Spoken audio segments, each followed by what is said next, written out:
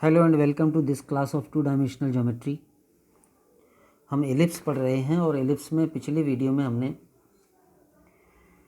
दीर्घवृत्त के व्यास और संयुग्मी व्यास पढ़े थे। संयुग्मी व्यासों के कुछ गुणधर्म, सम प्रॉपर्टीज़ ऑफ कंजुगेट डायमीटर्स, ये हम आज डिस्कस करेंगे। पहली प्रॉपर्टी है दीर्घवृत्त के परस्पर संयुग्मी व्यासों के सिरों के उत्केंद्र कोणों में एक समकोण का अंतर होता है। यानी दीर्घवृत्त के अगर दो परस्पर संयुग्मी व्यास हैं तो उन संयुग्मी व्यासों के 4 सिरे होंगे और उन 4 सिरों के उत्केंद्रता कोणों में π/2 यानी 90 डिग्री का अंतर होता है, एक समकोण का अंतर होता है। जैसे हम इस फिगर में देख रहे हैं, PP डैश और DD डैश दीर्घवृत्त के परस्पर संयुग्मी व्यास हैं। तो इनके सिरे हो जाएंगे P, D, P डैश और D डैश। ये प्रूव करने जा रहे हैं इस प्रॉपर्टी में कि इन चारों सिरों के उत्केंद्रता कोणों में π/2 का अंतर होता है। जैसे अगर इसका उत्केंद्र कोण थीटा है तो इसका इससे π/2 ज़्यादा यानी π/2 प्लस थीटा होगा, फिर इससे π/2 ज़्यादा P डैश का होगा और P डैश का जितना है उससे π/2 ज़्यादा D डैश का होगा। तो ये पहली प्रॉपर्टी हम प्रूव करेंगे।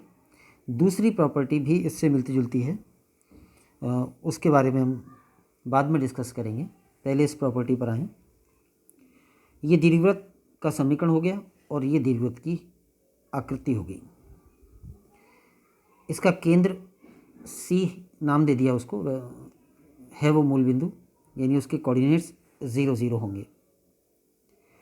तो ये दीर्घवृत्त का केंद्र हो गया। अब हमने कहा कि PP डैश और DD डैश दीर्घवृत्त के परस्पर संयुग्मी व्यास हैं। PP dash and DD dash ये परस्पर संयुग्मी व्यास हैं। संयुग्मी व्यास या कोई भी व्यास केंद्र पर समद्विभाजित होता है, केंद्र से गुजरता है। जैसे PP डैश व्यास है तो ये केंद्र से तो गुजरेगा ही, केंद्र इस व्यास का मध्यबिंदु भी होता है। यानी CP लंबाई जितनी होगी उतनी ही CP डैश होगी। तो इस पूरे PP डैश को तो हम कहेंगे एक व्यास और CP या CP डैश को हम कहेंगे अर्धव्यास, सेमी डायमीटर। सिमिलरली अगर DD डैश एक व्यास है तो CD एंड CD डैश ये अर्धव्यास हो जाएंगे। तो PP डैश और DD डैश अगर परस्पर संयुग्मी व्यास हैं तो CP और CD परस्पर संयुग्मी अर्धव्यास हो जाएंगे। PP डैश एवं DD डैश परस्पर संयुग्मी व्यास हैं तथा CP एवं CD परस्पर संयुग्मी अर्धव्यास हैं। फर्स्ट जो प्रॉपर्टी हमने लिखी है उसके प्रूफ पर आएँ तो माना P और D के उत्केंद्र कोण थीटा और फाई हैं। ये P, इसका उत्केंद्रता कोण हमने थीटा मान लिया और इसके संयुग्मी व्यास के सिरे D का उत्केंद्र कोण फाई मान लिया। जिसका उत्केंद्रता कोण थीटा है उसके कोऑर्डिनेट्स हो जाएंगे A cos theta B sin theta, और जिसका उत्केंद्र कोण फाई है उसके कोऑर्डिनेट्स हो जाएंगे A cos phi B sin phi. ये हम जानते ही हैं। ये दोनों संयुग्मी हैं, इसका उपयोग करेंगे और हम जानते हैं कि अगर ये दोनों संयुग्मी हैं तो इनकी प्रवणताओं का गुणनफल -b²/a² होता है। तो पहले इनकी प्रवणताएं ज्ञात कर लें। पूरे व्यास P डैश P की प्रवणता भी वही होगी जो अर्धव्यास CP की प्रवणता होगी, क्योंकि ये एक ही रेखा है। तो प्रवणता के लिए हम CP की ही निकाल लें। CP की प्रवणता n। अब दो बिंदुओं के निर्देशांक पता हो तो उनकी प्रवणता कैसे निकाली जाती है वो हम जानते ही हैं। दोनों के सेकंड कोऑर्डिनेट्स का डिफरेंस अपॉन फर्स्ट कोऑर्डिनेट्स का डिफरेंस। तो B sin theta -0 upon A cos theta -0। ये B sin थीटा और A cos थीटा तो पी के कोऑर्डिनेट्स हैं और ये 0 0 सी के कोऑर्डिनेट्स हैं। तो y2 minus y1 upon x2 minus x1 उस तरीके से सी और पी को मिलाने वाले इस रेखाखंड यानी अर्धव्यास की प्रवणता आ जाएगी B sine theta upon A cos theta. Similarly C D की प्रवणता निकालने हैं, तो सी डी जो है उसकी प्रवणता एम डैश मानी जाए तो सी का सेकंड कोऑर्डिनेट डी का second coordinate B sine phi minus C का सेकंड कोऑर्डिनेट 0 अपॉन डी का first coordinate A cos phi minus C का फर्स्ट कोऑर्डिनेट 0, तो ये टर्म हो जाएगी B sine phi upon A cos phi. ये C P और सी डी की प्रवणताएं आ गई एम और एम डैश। सी पी एवं सी डी परस्पर संयुग्मी हैं, जैसा कि हमें दे रखा है। जब व्यास पी पी डैश और डी डी डैश परस्पर संयुग्मी हैं तो अर्धव्यास सी पी और सी डी भी परस्पर संयुग्मी हो जाएंगे, और क्योंकि ये परस्पर संयुग्मी हैं तो इनकी प्रवणताओं का गुणनफल यानी M into M dash minus B square upon A square के बराबर होगा। ये पिछले वीडियो में हमने ये प्रॉपर्टी प्रूव की थी, तो इसमें वैल्यू रख दें। एम की value B sine theta upon A cos theta और एम डैश की value B sine phi upon A cos phi रखेंगे, तो एम और एम डैश यानी इन दोनों का गुणनफल हो जाएगा B square sine theta sine phi और नीचे हो जाएगा A into A square cos theta into cos phi. तो ये एम इंटू एम डैश यानी एम और एम डैश के मान रख दिए बराबर minus B square upon A square. B square से बी स्क्वायर कैंसिल हो जाएगा और ए स्क्वायर से ए स्क्वायर कैंसिल हो जाएगा, तो ये टर्म हो गई साइन थीटा साइन फाई, इधर -1 हो जाएगा तो कॉस थीटा कॉस फाई इधर -1 से गुणा हो जाएगा minus cos theta cos phi, यानी बी स्क्वायर और ए स्क्वायर कैंसिल कर दिए और कॉस वाली टर्म्स को राइट साइड में ले लिए। अब इस कॉस वाली टर्म को भी लेफ्ट में ले लें, तो कॉस थीटा कॉस फाई और ये साइन थीटा साइन फाई बराबर 0। और हम जानते हैं कि ये फॉर्मूला किसका होता है, ये जैसे cos A cos B plus sine A sine B होता है तो वो cos of A minus B की वैल्यू होती है। तो ये cos theta cos phi sine theta sine phi हो जाएगा cos of phi minus theta, या थीटा माइनस फाई भी लिख सकते थे, कोई सा भी लिख दें, कॉस के अंदर कोई फ़र्क नहीं पड़ता। तो लेफ्ट हैंड साइड को लिख सकते हैं cos of phi minus theta और राइट हैंड साइड 0 है। इस एंगल का कॉस 0 है तो इस एंगल का प्राइम मान जो है वो π/2 हो जाएगा। जैसे कॉस जिसका 0 है वो एंगल हम कह सकते हैं कि π/2 होगा। इससे सिद्ध हो गया कि जो P और D थे उनके उत्केंद्र कोणों फाई और थीटा में अंतर π/2 है। यही हमें सिद्ध करना था, या इसको ऐसे लिख सकते हैं कि फाई बराबर हो जाएगा π/2 प्लस थीटा, थीटा को इधर ले लिया। तो अतः संयुग्मी व्यासों के सिरों D एवं P के उत्केंद्रता कोणों में π/2 का अंतर है, ये सिद्ध हो गया। ये हमें प्रूव करना था। और अब इसको और जनरलाइज करें तो जो चारों सिरे थे P, D, P डैश और D डैश, जैसे सिरे P के उत्केंद्रता कोण से π/2 ज़्यादा था इसका, उसी प्रकार D का जितना आया उससे π/2 ज़्यादा इसका हो जाएगा और इससे π/2 ज़्यादा इसका हो जाएगा। तो आगे की स्टडी के लिए परिणामों को हम डायरेक्ट लिखें अगर, तो बात ये बनती है कि P का उत्केंद्रता कोण थीटा था, इसको उत्केंद्रता कोण बोल देते हैं और ज़्यादा बेटर उत्केंद्र कोण बोल देते हैं, ता नहीं लगाते, मेरी आदत में ये ता लग जाता है, तो आप इसको उत्केंद्र कोण ही मानें। तो P का उत्केंद्र कोण थीटा है, तो P के निर्देशांक हो जाएंगे a cos theta b sin theta. D का उत्केंद्र कोण है π/2 प्लस थीटा, P वाले से π/2 अधिक, तो फिर D के कोऑर्डिनेट्स क्या हो जाएंगे, इसी में थीटा के स्थान पर π/2 प्लस थीटा रख दें, तो D के कोऑर्डिनेट्स हो जाएंगे a cos of π/2 plus theta और b साइन ऑफ थीटा की जगह π/2 प्लस थीटा। हम जानते हैं कि cos π/2 प्लस थीटा बराबर माइनस साइन थीटा होता है, तो ये फर्स्ट कोऑर्डिनेट हो जाएगा माइनस a साइन थीटा और सेकंड कोऑर्डिनेट में b एज इट इज़ और साइन ऑफ π/2 प्लस थीटा बराबर cos थीटा होता है, तो D के कोऑर्डिनेट्स हो जाएंगे minus a sine theta b cos theta. फिर P डैश, तो जितना D का उत्केंद्र कोण था उससे π/2 ज़्यादा, इसमें π/2 और जोड़ दें तो वो आ जाएगा P डैश का उत्केंद्रता कोण, तो वो हो जाएगा पाई प्लस थीटा। और जब P डैश का उत्केंद्रता कोण पाई प्लस थीटा है तो P डैश के कोऑर्डिनेट्स हो जाएंगे a cos of pi plus theta b sine of pi plus theta. और इनको चेंज कर लें तो जैसा कि हम जानते हैं कि कॉस पाई प्लस थीटा का मान माइनस कॉस थीटा होता है और साइन पाई प्लस थीटा का मान भी माइनस साइन थीटा होता है। तो फिर पी डैश के कोऑर्डिनेट्स हो गए minus A cos theta minus B sine theta. D dash जो चौथा बिंदु है उसका उत्केंद्र कोण जो पी डैश का उत्केंद्र कोण है उससे पाई बाई टू ज़्यादा होगा, तो इससे पाई बाई टू ज़्यादा हो जाएगा 3 pi by two plus theta. और डी डैश का उत्केंद्रता कोण यह है, तो डी डैश के कोऑर्डिनेट्स हो जाएंगे ए कॉस ऑफ उत्केंद्र कोण comma B sine 3 pi by two plus theta. Conversion आप जानते ही हैं, cos of 3 pi by two plus theta का मान साइन थीटा होता है, क्योंकि 3 pi by two plus theta fourth quadrant का एंगल होता है, तो प्लस ही रहेगा। और पाई बाई टू का विषम गुणज है तो कॉस का साइन हो जाएगा। तो cos 3 pi by two plus theta sine theta होता है और sine 3 pi by two plus theta minus cos theta होता है। तो इस तरह से डी डैश के कोऑर्डिनेट्स आ गए। यहाँ पर हमने जो परस्पर सहयोगी व्यास थे पी डैश और डी डैश, उनके जो 4 सिरे थे पी डी पी डैश और डी डैश, उन सबके उत्केंद्र कोण और उन सबके कोऑर्डिनेट्स केवल थीटा के पदों में निकाल दिए हैं। और वो निकालना संभव हुआ इस गुणधर्म से कि दो परस्पर संयुग्मी व्यासों या अर्धव्यासों के सिरों के उत्केंद्रता कोणों में पाई बाई टू का अंतर होता है।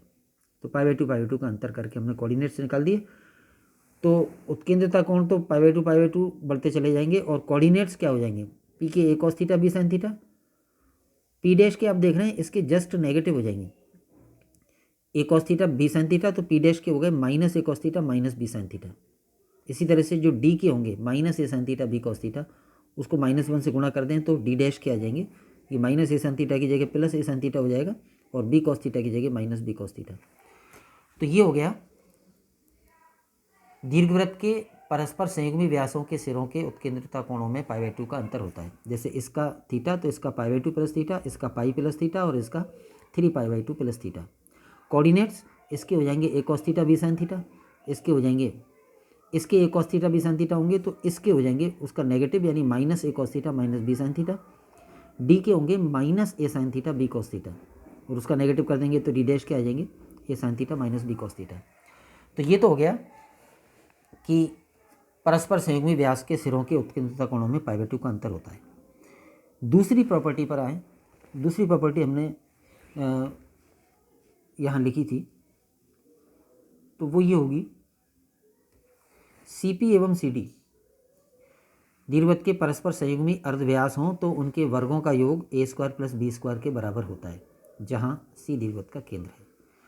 तो C क्या है, P क्या है, D क्या है, वो हमने सब कर ही रखा है।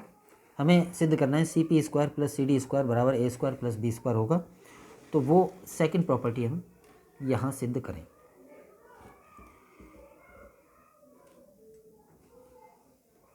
CP square plus CD square, distance formula use कर लें। P के कोऑर्डिनेट्स पता है, C के कोऑर्डिनेट्स पता है, तो C और P के बीच की दूरी का वर्ग ये हो जाएगा a cos थीटा माइनस 0, यानी P का फर्स्ट कोऑर्डिनेट माइनस C का फर्स्ट कोऑर्डिनेट का स्क्वायर प्लस P का सेकंड कोऑर्डिनेट माइनस C का सेकंड कोऑर्डिनेट का square.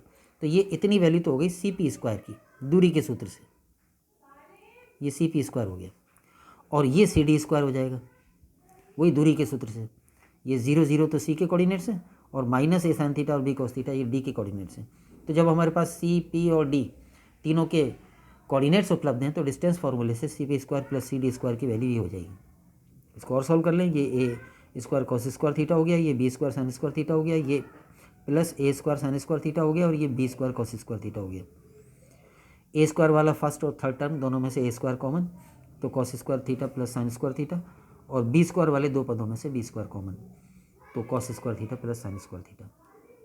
Cos square theta plus sign square theta की वैल्यू 1 होती है, तो ये A square plus B square.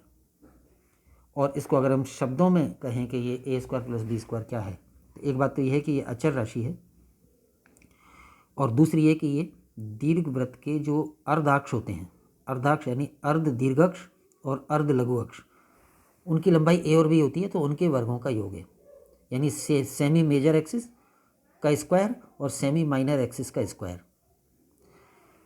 तो ये प्रॉपर्टी को अगर हम शब्दों में कहें तो यह है कि दीर्घवृत्त के परस्पर संयुग्मी अर्धव्यासों के सिरे P और D हों तो उन सिरों की केंद्र से दूरियों के वर्गों का योग अर्धाक्षों के वर्गों के योग के बराबर होता है।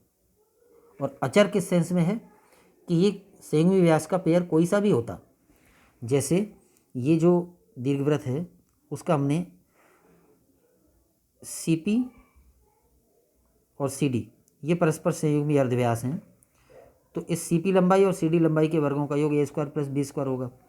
अगर हम P दूसरी जगह ले लेते तो CP यहाँ आता एक अर्धव्यास और इसका संयुग्मी अर्धव्यास CD यहाँ आता, तब भी इस CP² और इस CD² का योग भी A² + B² होता, यानी P की पोजीशन पर डिपेंड नहीं कर रहा है, P कहीं भी हो और P के अनुसार ही फिर D आएगा और तब CP² + CD² का मान A² + B² के बराबर होगा। तो ये दीर्घवृत्त की संयुग्मी व्यासों से संबंधित दो प्रॉपर्टीज हो गई। तीसरा गुणधर्म यह है दीर्घवृत्त के किसी व्यास के सिरों पर खींची गई स्पर्श रेखा या रेखाएं संयुग्मी व्यास के समांतर होती है। प्रूफ इसका सिंपल होगा, दीर्घवृत्त ये ले लिया, इसका केंद्र C 0 0 है, PP' एवं DD' इसके परस्पर संयुग्मी व्यास हैं।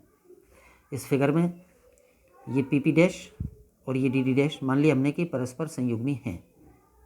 अब हमें क्या सिद्ध करना है कि एक व्यास के सिरे पर खींची गई स्पर्श रेखा संयुग्मी वाले व्यास के समांतर होगी। तो P का उत्केंद्रता कोण हमने मान लिया थीटा और P के उत्केंद्र कोण से P के कोऑर्डिनेट्स आ जाएंगे A cos theta B sin theta. ये एक व्यास के सिरे P के उत्केंद्र कोण और उसके कोऑर्डिनेट्स मान लिए। तो P पर ये जो स्पर्श रेखा बन रही है इसका समीकरण निकाल सकते हैं, क्योंकि P का उत्केंद्र कोण थीटा है तो P पर खींची गई स्पर्श रेखा का समीकरण हो जाएगा x/a cos theta + y/b sin theta बराबर 1। जैसा कि हम जानते हैं स्पर्श रेखा का समीकरण प्राचलिक रूप में। तो ये तो हो गया इस स्पर्श रेखा का समीकरण। इसके बाद इस स्पर्श रेखा की प्रवणता यानी इस वाली स्पर्श रेखा की प्रवणता अगर m1 मानी जाए तो वो हो जाएगी बराबर माइनस ऑफ, इसमें जो x का गुणांक है माइनस अपनी जगह और x का गुणांक cos theta upon a upon y का गुणांक यानी sin theta upon b, b ऊपर आ जाएगा तो ये टर्म हो जाएगी minus b cos theta upon a sin theta. ये हो गई इस स्पर्श रेखा की प्रवणता। इसके बाद इस व्यास PP' की प्रवणता क्या होगी? तो व्यास PP' की प्रवणता m मानी जाए तो वो उतनी होगी जितनी अर्धव्यास CP की प्रवणता है, क्योंकि व्यास P' और अर्धव्यास CP एक ही रेखा है।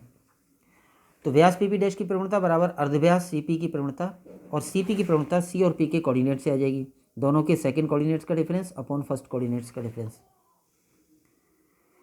B sin थीटा P का सेकंड कोऑर्डिनेट है और 0 C का सेकंड कोऑर्डिनेट है, नीचे A cos थीटा P का फर्स्ट कोऑर्डिनेट है और 0 C का फर्स्ट कोऑर्डिनेट है, और ये टर्म B sin थीटा बटे A cos थीटा हो जाएगी। ये हो गई P' व्यास की प्रवणता। इसके बाद इसके संयुग्मी व्यास की प्रवणता। अगर मान लो इस P' या PP' व्यास के संयुग्मी व्यास DD' की प्रवणता M' मानी जाए तो संयुग्मी व्यासों की प्रवणताओं में जो संबंध होता है MM' बराबर माइनस B² अपॉन A²। इसमें m की वैल्यू रख दें, m PP' की प्रवणता है तो m की वैल्यू रख देंगे B sin theta upon A cos theta और M' अपनी जगह बराबर माइनस B² अपॉन A², और इसमें दोनों साइड से एक B की पावर कैंसिल हो जाएगी और एक A की पावर कैंसिल हो जाएगी। उसके बाद cos राइट साइड में आ जाएगा और sin राइट साइड में नीचे आ जाएगा। तो इससे M' के लिए हल कर लें, M' के लिए हल करने पर आता है माइनस B cos थीटा बटे A sin थीटा। यहाँ से ये M' आ गया। ये किसकी आ गई? संयुग्मी व्यास DD' की प्रवणता। व्यास PP' की प्रवणता निकाल के उसकी सहायता से संयुग्मी वाले व्यास की प्रवणता हमने ज्ञात कर ली, क्योंकि दोनों की प्रवणताओं में ये संबंध होता है। अब यहाँ पर हम देख रहे हैं कि ये जो संयुग्मी व्यास की प्रवणता आई minus B cos theta upon A sin theta equation number 2 में, और पहले हमने इक्वेशन नंबर 1 में P पर खींची गई स्पर्श रेखा की प्रवणता निकाली थी, तो वो भी इतनी थी माइनस B cos थीटा बटे A sin थीटा, और ये भी इतनी है। तो इक्वेशन नंबर 1 और 2 से M1 बराबर M', M1 यानी P पर खींची गई स्पर्श रेखा की प्रवणता और M' यानी संयुग्मी व्यास डी डी डैश की प्रवणता, और जब दोनों प्रवणताएं बराबर हैं तो इसका मतलब ये दोनों रेखाएं समांतर हैं। अतः सिद्ध हो गया कि व्यास पी पी डैश के सिरे पी पर खींची गई स्पर्श रेखा संयुग्मी व्यास डी डी डैश के समांतर है। जब प्रवणताएं समान हो गई तो समांतर होगी। ये बात जनरल है, किसी भी व्यास के सिरे पर खींची गई स्पर्श रेखा संयुग्मी वाले व्यास के समांतर आएगी। जैसे पी पर खींची गई स्पर्श रेखा डी डी डैश के समांतर होगी, इसी तरह से पी डैश सिरे पर खींची गई स्पर्श रेखा भी डी डी डैश के समांतर होगी। डी पर खींची गई स्पर्श रेखा पी पी डैश के समांतर आएगी, और डी डैश पर खींची गई स्पर्श रेखा भी पी पी डैश के समांतर आएगी। तो ये एक सिरे से हमने प्रूव किया है, बात सभी सिरों के लिए सही है। इसी आधार पर दीर्घवृत्त के संयुग्मी व्यासों से संबंधित एक और प्रॉपर्टी यानी फोर्थ गुणधर्म हम यहाँ प्रूव करें। तो फोर्थ गुणधर्म यह है, दीर्घवृत्त के परस्पर संयुग्मी व्यासों के सिरों पर खींची गई स्पर्श रेखाएं से बने समांतर चतुर्भुज पैरेललोग्राम का क्षेत्रफल अचर होता है और अक्षों के गुणनफल के बराबर होता है। अक्षों का गुणनफल यानी दीर्घवृत्त की जो दो अक्ष होती है, एक दीर्घाक्ष जिसकी लंबाई 2a होती है और लघु अक्ष जिसकी लंबाई 2b होती है। तो 2a और 2b का गुणनफल यानी 4ab होता है क्या? समांतर चतुर्भुज का क्षेत्रफल। कौन सा समांतर चतुर्भुज?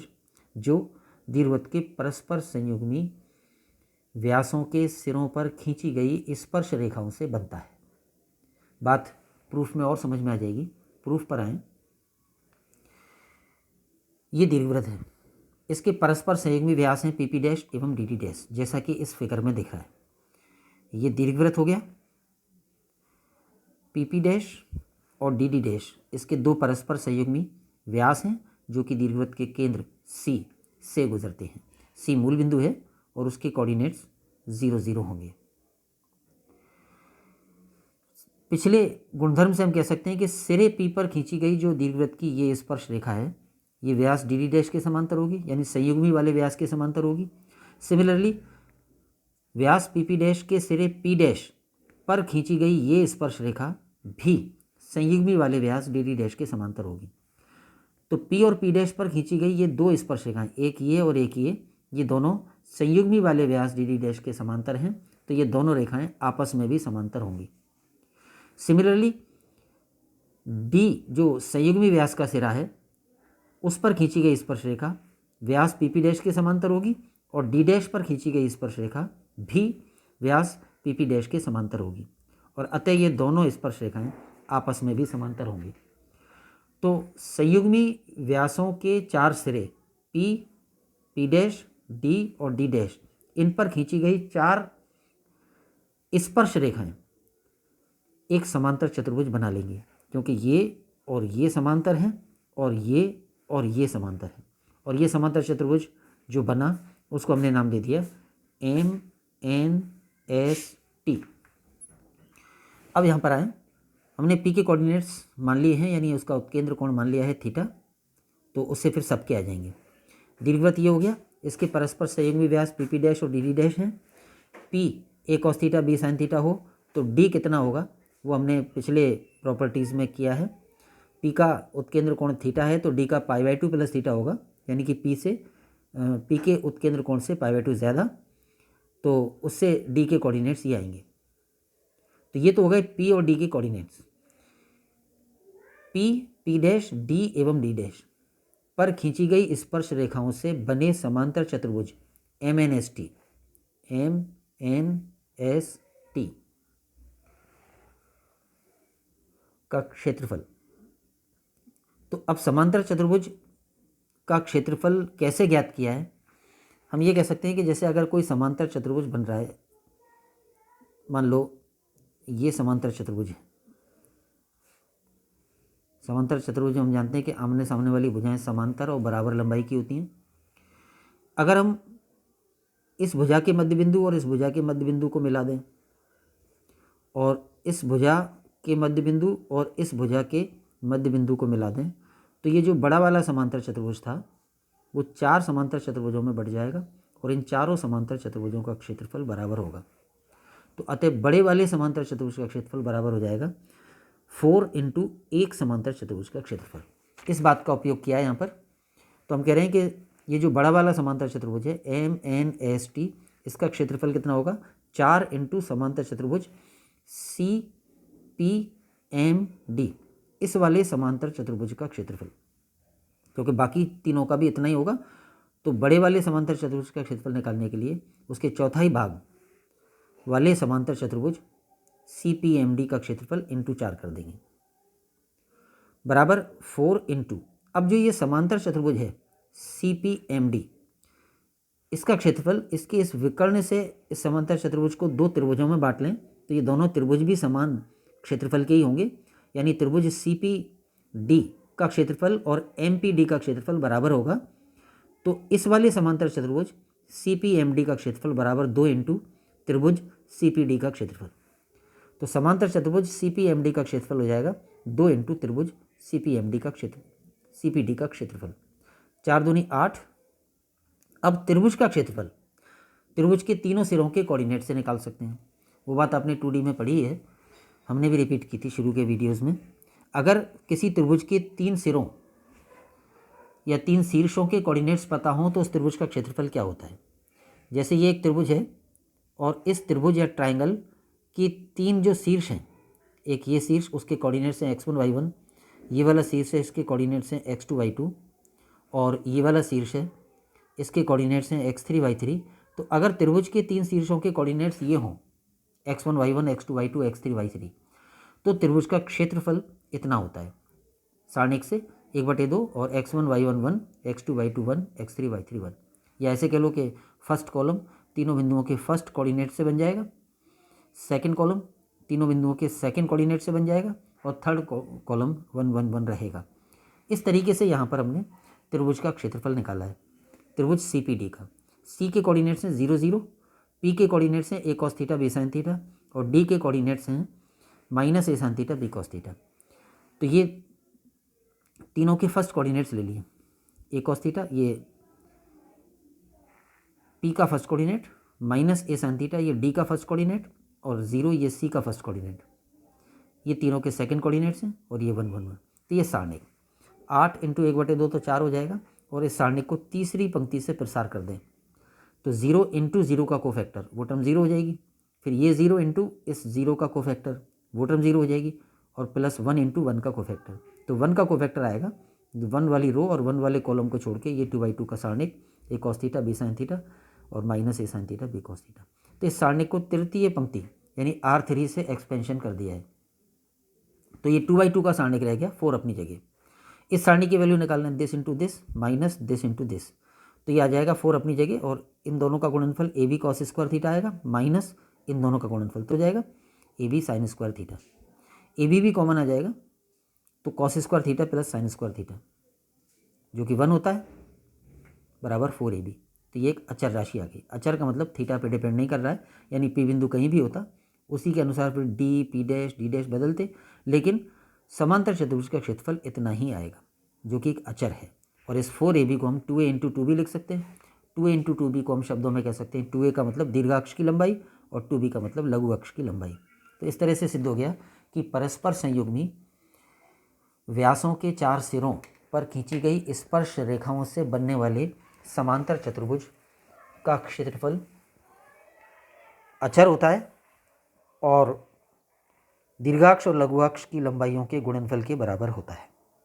तो ये दीर्घवृत्त के परस्पर संयुग्मी व्यासों से संबंधित कुछ प्रॉपर्टीज़ थीं। इस वीडियो में इतना ही। Thanks to all.